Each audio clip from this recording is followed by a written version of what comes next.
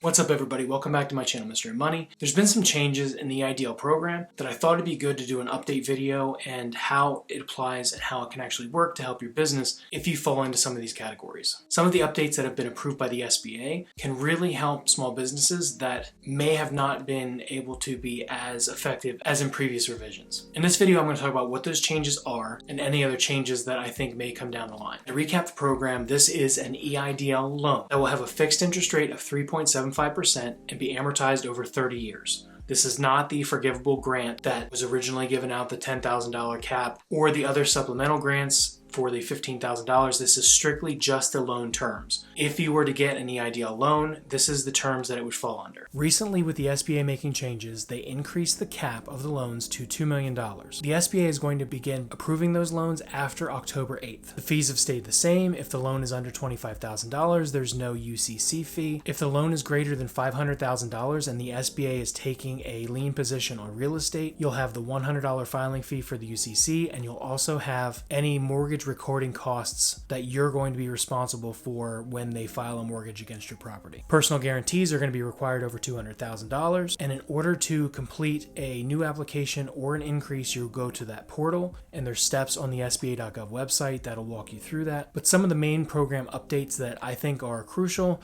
besides the $2 million caps, because there's probably going to be a very small amount of businesses that fall into the category that can receive up to $2 million. The number one thing that I think changed that's going to be a big benefit is the use of proceeds. That they're now allowing the payment or prepayment of any loans that are not SBA or not government guaranteed. This is whether they occurred either in the past or occurring in the future. So if you take out a new loan that's not SBA guaranteed or not a government loan, you'll be able to refinance that or use this money to pay that debt off and essentially lower your interest rate. The extension of the deferment period of 24 months from the last date that you received your last loan. So if you were in the original program and only got the 12 months, now it'll be 24. That's a huge one for cash flow. And they simplified the affiliated businesses. So let's say you own a real estate holding company, you own an operating company, and you may own another LLC or two. It's affiliated organizations that you have to fill out that form, and it's going to be a simplified form for you to report how you're involved in those businesses. And all of these rules from September 8th to October 8th, anyone below the 500,000, these rules will be applied. Anything over 500,000, they won't be approved until after October 8th. Again, for the process, if you are a new applicant, you have to go on to the EIDL website and apply through the application process. There's a list of what documents you'll need. Check out these other videos that I'll post where I talk about the EIDL process. If you received a loan prior and you would like an increase, you also have to go through that portal, provide the updated documentation, sign the additional documents, and receive the updated amount. One of the forms that I do see in my comments is the standard resolution form, and I'll link that below in the description. But that's basically stating that your LLC, your company, who the officers are, and that you're approving them to borrow the money.